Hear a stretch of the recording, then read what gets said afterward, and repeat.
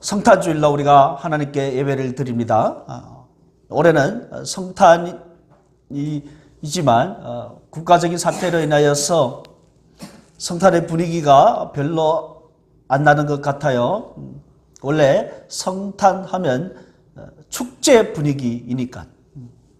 어쩌면 성탄의 본연의 뜻은 다 사라지고 사람들은 자기들끼리 즐기는 그런 명절이 된 감이 있어서 너무 씁쓸할 때가 많았습니다. 그런데 이와는 반대로 성탄절은 세속의 명절이어서 그래서 성탄절을 지내지 않는 교회도 있습니다. 성탄의 주인공이 없이 자기들끼리만 즐기는 이런 성탄절을 지내는 것도 문제가 되겠지만은 그렇다고 그것이 세속의 명절이라고 착각을 하고 지내지 않는 것도 문제가 되는 것입니다. 우리는 이 양극단을 다 배제해야 되는 것입니다. 그래서 오늘은 성탄에 담겨진 비밀이라는 제목으로 함께 은혜를 나누고자 합니다. 요한은 말씀이 육신이 되었다라고 기록하고 있습니다. 여러분 한번 생각해 보십시오. 말씀이 사람이 된 것과 우리가 하나님의 자녀가 된 것, 이 두 가지를 한번 비교해 보십시오. 하나님이 사람이 되는 것과 사람이 하나님의 자녀가 되는 것 중에 어느 것이 더 신비스러울까요? 물론 둘 다 신비롭습니다. 그럼에도 불구하고 하나님이 사람의 자녀로 되는 것이 훨씬 더 신비스러울 것입니다. 왜냐하면 우리가 하나님의 자녀가 되는 것은 창조자가 되는 것은 아닙니다. 하지만 하나님이 사람의 자녀가 될 때는요, 창조자인 동시에 피조물이 되기 때문입니다. 말씀이 육신으로 오신 이유는 무엇일까요? 왜 말씀이 육신으로 오셨을까요? 그것은 곧 인간의 죄의 문제를 해결하기 위함이었습니다. 태초부터 시작된 하나님의 그 언약을 이루시기 위함이었습니다. 인간은 죄를 지었고 그 결과로 고통과 또 죽음과 그리고 영원한 죽음을 면치 못합니다. 죄 문제가 해결되기 위해서는요, 구약시대 때는 끊임없이 흠이 없는 짐승의 피가 필요했습니다. 피 흘림이 없이는 죄 사함이 없기 때문이었습니다. 또한 그 피는요, 정결해야 하는 그 조건을 반드시 충족시켜야만 했습니다.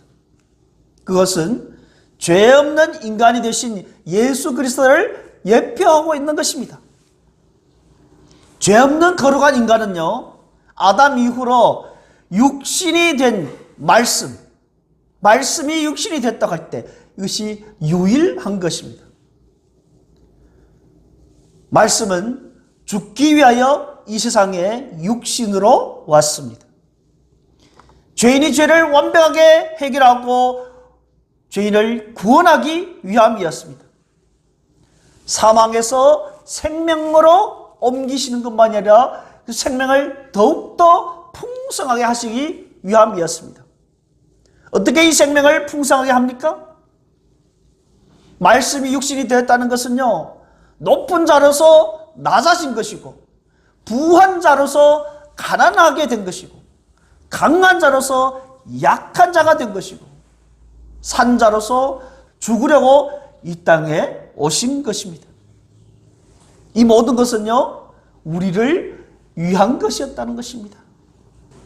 말씀이 성육신을 통해서 우리는요, 원래 낮은 자로서 이제 높아지고 원래 가난한 자로서 이제는 부하게 되고 약한 자로서 강하게 되는 이러한 은혜를 받은 것입니다. 예수가 인간이 되셨다면요, 그럼 우리와 같은 죄를 갖고 있는 건 아닐까요? 이렇게 생각하시면 큰 오해가 되는 것입니다. 그는 모든 일에 우리와 똑같이 시험을 받으시되 죄는 없으셨다고 하셨습니다.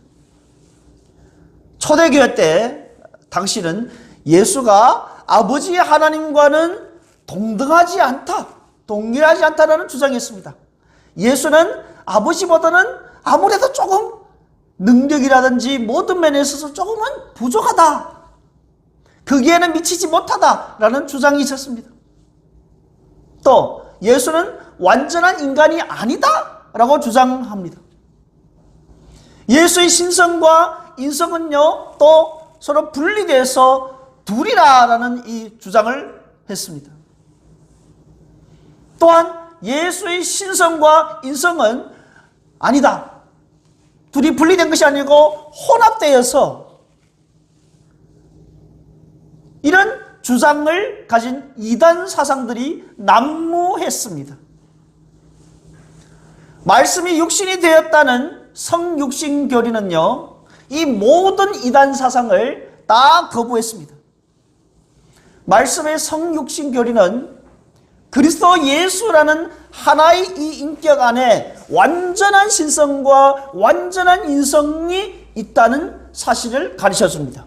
또한 이 신성과 인성 사이에는요, 혼합되었거나 아니면 변질되었거나 분리되거나 아니면 대립이 되거나 전혀 없는 완전한 연합을 이룬다는 사실을 가르쳐주고 있습니다. 자, 두 번째는 말씀이 육신인데요, 우리 가운데 거하심에, 자, 우리는 거하심에 라는 단어에 주목할 필요가 있습니다. 이 단어에는요, 풍성한 구속사의 이 복음이 담겨져 있습니다. 여기에 사용된 거하심에라는 이 헬라어 단어는요, 스케노라는 단어인데, 거주하다, 장막을 치다 라는 의미를 가지고 있습니다. 자, 이것은요, 그렇다면 거하심에라는 단어는 구약 성경에서 하나님이 거하시는 거처, 성막을 연상케 하는 것입니다. 여러분 보십시오.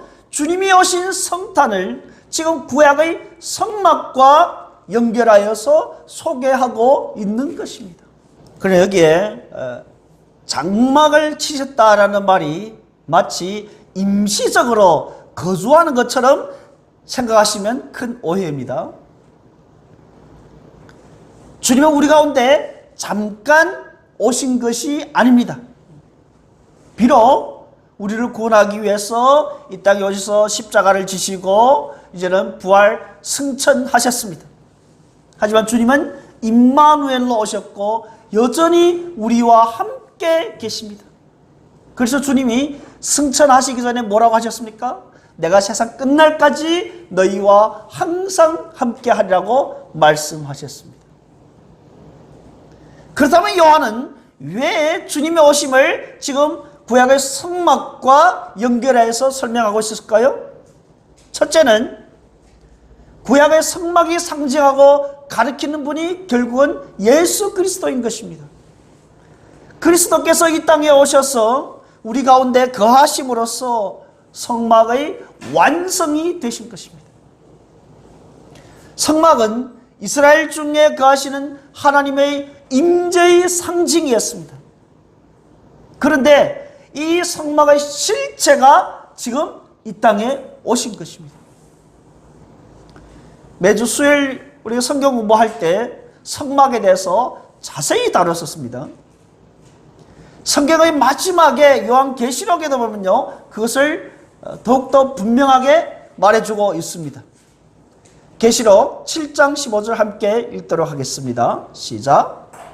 그러므로 그들이 하나님의 보좌 앞에 있고 또 그의 성전에서 밤낮 하나님을 섬김에 보좌에 앉으시니가 그들 위에 장막을 치리니, 장막을 치시리니. 또 21장 3절 보겠습니다. 시작. 내가 들으니 보좌에서 큰 음성이 나서 이르되 보라, 하나님의 장막이 사람들과 함께 있으며 하나님이 그들과 함께 계시리니 그들은 하나님의 백성이 되고 하나님은 친히 그들과 함께 계셨어. 아멘. 하나님이 영원토록 자기 백성과 함께 계시겠다고 말씀하시는 이 천국의 완성되는 그 장면을 보면 지금 거기에도 뭐라고 했어요? 장막을 친다. 하나님이 장막. 자, 이러한 오늘 이 요한복음 1장 14절과 똑같은 표현이 거기에 나오는 것입니다. 주님이 오시는 것은 영원토록 자기 백성과 함께 하시기 위해서 오시는 것이랍니다. 그러기 위해서는요, 인간의 죄의 문제가 해결되어야만 하는 것입니다. 그것은 너무나도 분명한 사실입니다. 왜냐하면 죄에 있은 상태로는 함께 할 수 없기 때문입니다. 여기에 이제 장막을 친다라는 표현의 그 두 번째 이유가 있습니다. 그것은 두 번째 출애굽을 상징하고자 사용했던 것도 있습니다. 하나님께서 이스라엘 백성이 애굽에서 나와서 이제 시내산에서 성막을 지으라고 모세에게 명령을 했지요. 왜냐하면 출애굽을 했지만은 하나님의 임재가 없는 이스라엘 백성에게는 아무런 의미가 없기 때문이었습니다.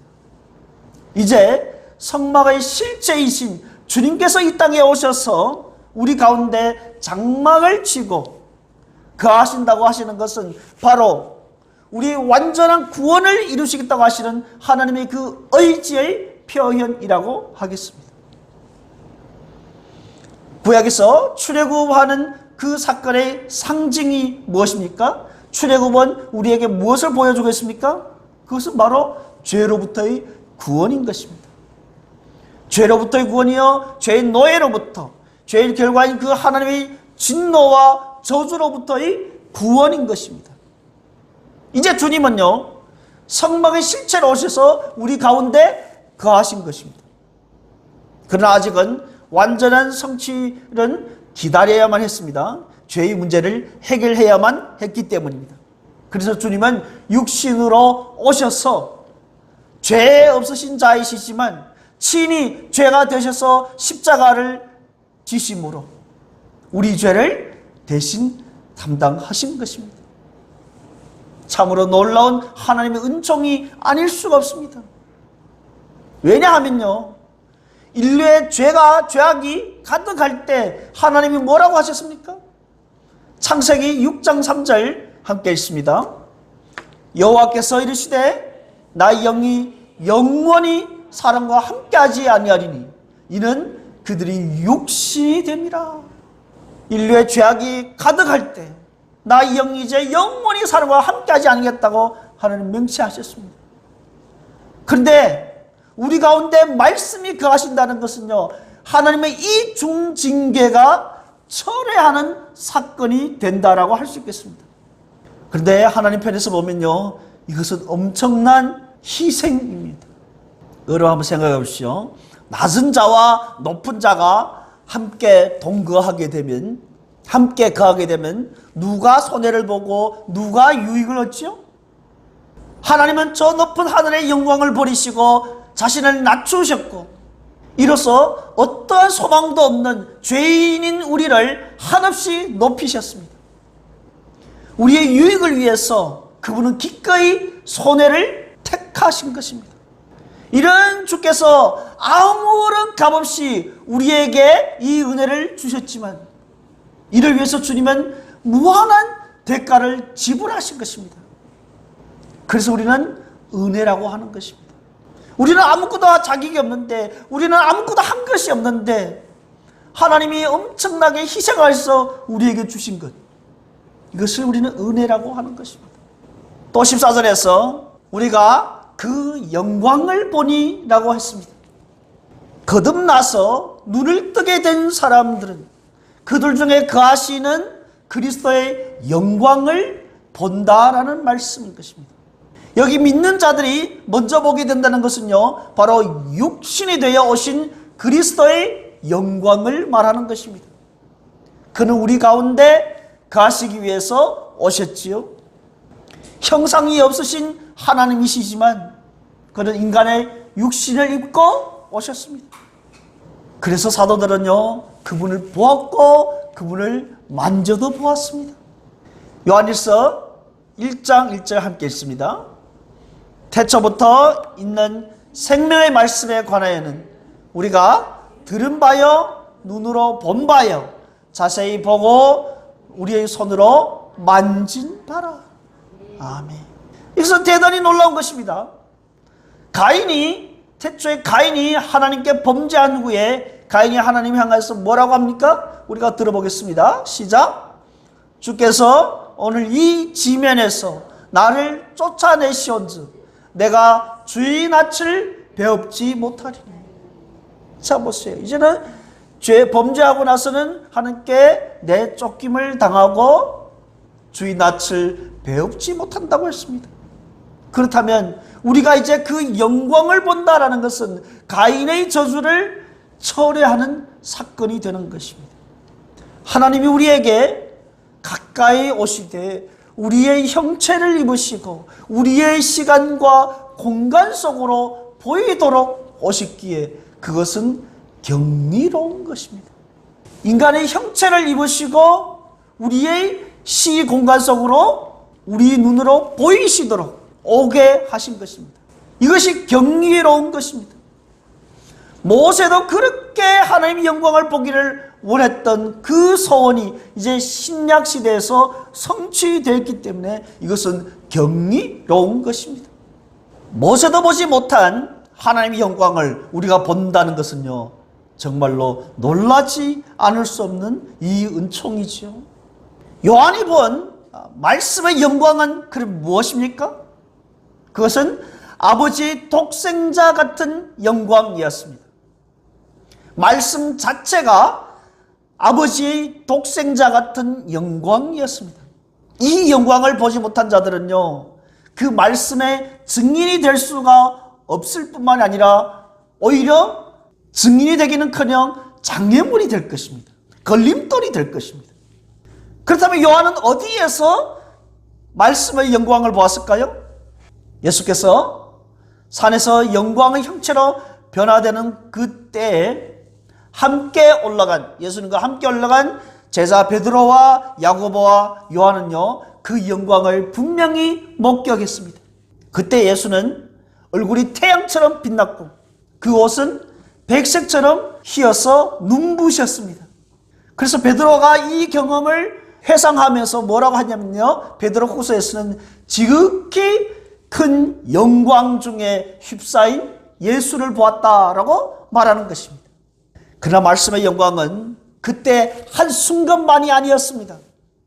예수의 탄생과 예수의 삶과 또 예수의 죽음과 부활, 승천 모두에서 나타났습니다. 예수님께서 갈릴리와 또 예루살렘 온 지역을 누비면서 다녔지만 대부분의 사람들은 이 예수의 영광을 보지 못했습니다.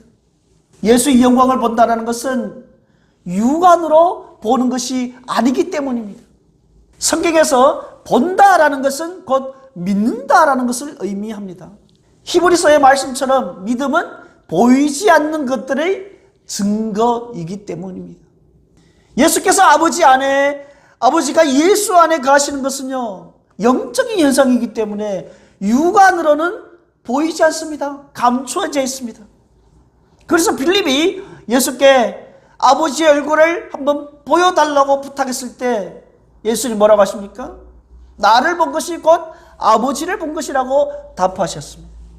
아버지 하나님과 동등하신 예수 그리스도의 영광은요, 아무리 제자라 할지라도 믿음이 없으면 보지 못하는 것입니다. 말씀이 육신이 되신 예수를 보는 것과 말씀을 아는 것은 동일합니다. 지금 우리는 비록 예수를 눈으로 보지는 못하지만 성경에 기록된 말씀을 알므로써 그 영광을 보는 것입니다. 그리스도를 아는 지식에서 자라나는 것은요, 그를 더욱더 온전히 보겠다라는 의미인 것입니다. 여러분 혹시 쉐키나라는 말을 들어보셨나요? 자기 백성 가운데 거하시는 하나님의 임재와 영광 또는 광채를 가리키는 히브리어 말입니다. 하나님은 본래 보이지 않으므로 하나님을 본 자가 없습니다. 그러나 하나님은 구약시대에 때때로 어떠한 모종의 현상으로 그분의 임재를 자기 백성에게 보이신 경우가 있었습니다. 예를 들면 이겁니다. 모세가 성막을 완공하고 나서입니다. 출애굽기 40장 34절과 35절 함께 읽겠습니다. 구름이 회막에 덮이고 여호와의 영광이 성막에 충만하며 모세가 회막에 들어갈 수 없었으니 이는 구름이 회막 위에 덮이고 여호와의 영광이 성막에 충만함이었으며. 아멘. 성막을 완성했을 때 하나님의 영광이 성막에 충만했습니다. 무엇으로 그것을 알았죠? 구름이 회막 위에 덮인 것을 보고 알았던 것입니다. 종종 이렇게 하나님의 영광이나 임재는 눈으로 볼 수 있게 임하신 것입니다. 이렇게 볼 땐 그 영광을, 그때 본 영광을 쉐키나라고 하는 것입니다.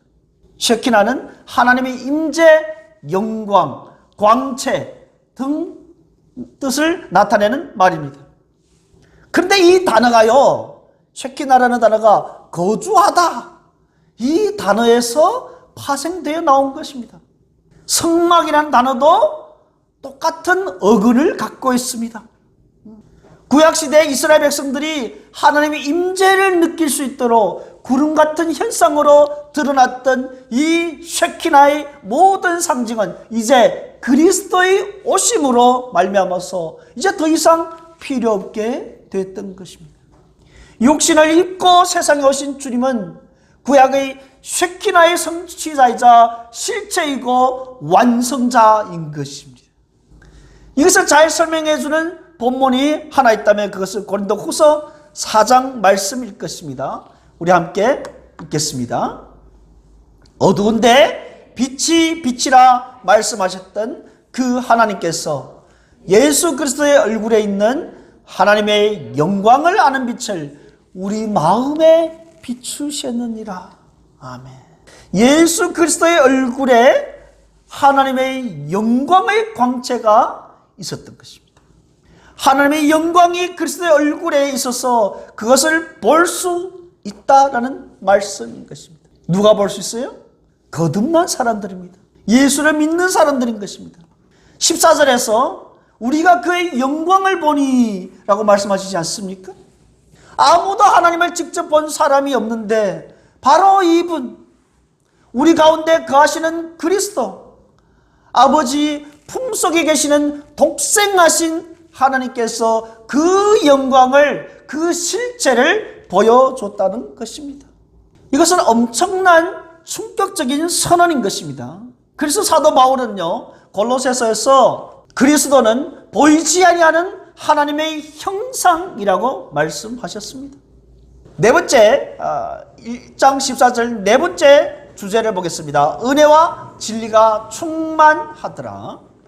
14절에서 우리가 그 영광을 보니 아버지 독생자의 영광이요 은혜와 진리가 충만했다고 했습니다.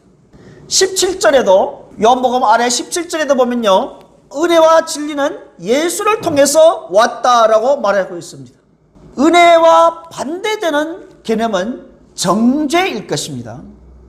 그리고 진리의 반대되는 개념은 거짓일 것입니다. 말씀이 육신이 되신 예수는 이 땅에 오셔서 세상 죄를 짊어지고 우리 대신 정죄를 당하신 그 자체가 은혜인 것입니다. 이 세상에 들여온 그 거짓의 캄캄함을 다 걷어내시는 진리의 빛 그 자체인 것입니다. 이 말씀은요, 우리를 출애굽기 33장 34장으로 인도하고 있습니다.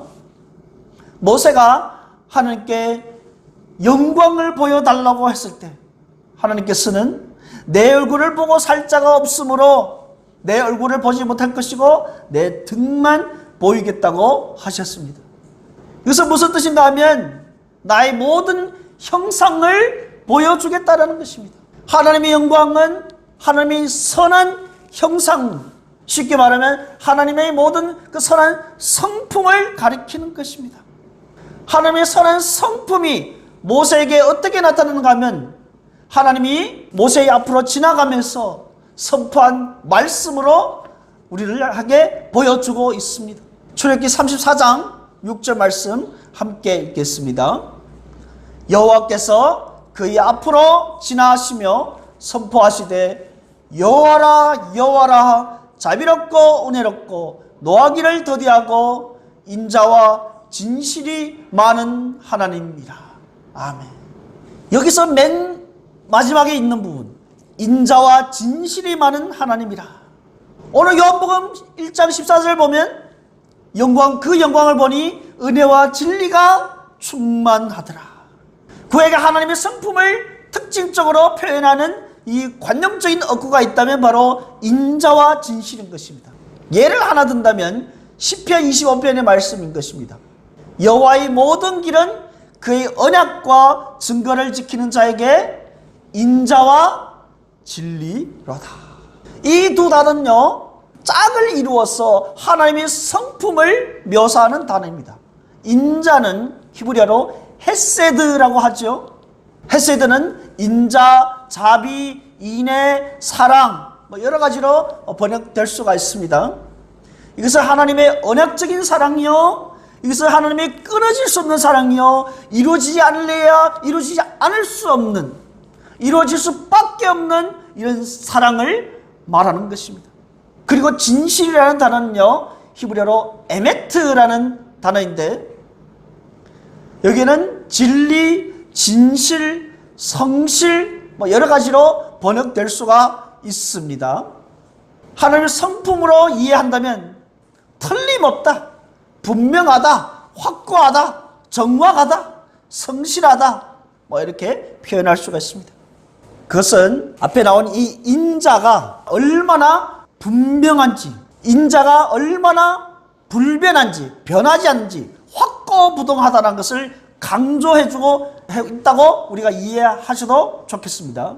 그래서 어떤 학자는요, 은혜와 진리가 충만하다라는 것을 참으로 은혜가 넘치도록 충만하도다라고 해석을 합니다. 자, 이 말씀이 우리에게 무엇을 의미합니까? 그 아래 16절을 한번 보십시오. 16절에서는요, 우리가 다 그의 영광의 충만한 상태로부터 받는다라고 말하고 있습니다. 무엇을 받습니까? 은혜 위에 은혜를 받는 것입니다. 자, 이것은 좀 특이한 표현인데요, 넘치는 은혜를 받고 또 받고 또 받는 것입니다. 그런데 어쩌면 이것이 신앙의 본질이라고 하겠습니다. 신앙은요, 자기 힘으로 살아가는 것이 아닙니다. 나를 떠나서는 너희가 아무것도 할 수 없음이라고 주님이 말씀하셨습니다. 그런데 우리가 예수 믿기 전에는요, 아니요, 저는 제 힘으로 얼마든지 살아갈 수 있습니다. 굉장히 자신만만하지요. 그러나 예수 믿는 사람은요, 거듭난 사람은, 눈을 뜬 사람은요, 정말 그렇습니다. 주님의 은혜가 없이는 단 한순간도 살아갈 수가 없습니다. 주님의 은혜가 없이는 아무것도 할 수가 없습니다. 이렇게 고백하게 되는 것입니다. 예수를 믿는다라는 것은요, 거듭났다라는 뜻이며, 그것은 눈이 떠져서 우리 가운데 거하시는 그분의 영광을 볼 수 있다라는 것입니다. 그 영광의 충만한 상태로부터 그분의 한없는 그 인자와 성실함을 통해서 은혜를 받고 또 받고 또 받으며 살아가는 것입니다. 16절에 우리에게 전달해 주라는 그 뉘앙스는요, 마치 운물가에서 물을 뜰 때, 물을 마시러 갈 때 그 운물가에 가서 내가 수고를 해야 물을 마실 수 있는 것이 아니라 운물가에 가니까 물이 넘쳐서 솟아나올 정도로, 그래서 내가 운물가에 가기만 하면 물을 마실 수 있는 이런 것을 말하고 있습니다. 놀랍지 않습니까? 그래서 우리가 예수께로 더 가까이 가야 한다라고 하는 것입니다. 성탄을 맞이하면서 성탄의 의미를 모른 채 쾌락만 추구하는 저 바깥 사람들처럼 그렇게 되는 것이 아니라 성탄에 담겨진 놀라운 비밀을 알고 우리가 이런 은혜를 누리고 맛보고 살아가기 위해서 여러분에게 두 가지 권면을 드리고자 합니다. 첫 번째는요, 예수 믿는다라는 것은 우리의 모든 시선을 예수님께 집중한다라는 것입니다. 그러니 사람을 보지 마십시오. 신앙생활에서 우리가 시험을 받고 또 여러 가지 어려움에 빠지는 경우에는 항상 그 시선이 예수님에게서 이탈하고 사람에게 받기 때문입니다. 그래서 히브리서 말씀은 이렇게 우리에게 권면하고 있습니다. 같이 읽도록 하겠습니다. 믿음의 주여 또 온전하게 하시는 이인 예수를 바라보자. 그는 그 앞에 있는 기쁨을 위하여 십자가를 참으사 부끄러움을 개의치 아니하시더니 하나님 보좌 우편에 앉으셨느니라. 아멘. 우리의 믿음의 근원이시여 우리의 믿음을 온전케 하시는 주님을 바라보라는 것입니다. 그분께 우리의 시선을 고정하라는 말씀인 것입니다. 마음으로 보라는 그 의미를 지금 여기에서 말하고 있는 것입니다. 주의 깊게 보라는 것입니다. 예수님께 우리 마음과 시선을 고정하라는 것입니다. 여러분의 인생을 사시는 동안에 무슨 일을 만나든지 어떤 사람을 만나든지 우리의 시선과 우리의 마음을 예수님께만 고정하고 있다면, 예수님을 깊이 묵상하게 된다면, 그러면 어떤 환경 속에서도 흔들리지 않을 것이고 주와 함께 승리를 경험하게 될 것입니다. 승리의 맛을 보게 될 것입니다. 두 번째 우리가 나눌 말씀은요, 그리스도인이 우리가 그리스도처럼 변화되어 가고 닮아가는 이 성화의 과정은요, 가만히 있으면 그냥 그대로 주어지는 것이 절대로 아닙니다. 그것도 역시 앞서 말씀드린 대로 그리스도를 바라보는 만큼 그리스도를 닮아가게 되어 있습니다. 고린도후서 3장 18절 말씀이 이것을 분명하게 말해주고 있습니다. 함께 읽습니다. 우리가 다 수건을 벗은 얼굴로 거울을 보는 것 같이 주의 영광을 보매 그의 같은 형상으로 변화되어 영광에서 영광에 이르니 곧 주의 영으로 말미암음이니라. 아멘. 우리가 이 말씀을 다르게 읽을 길이 없습니다.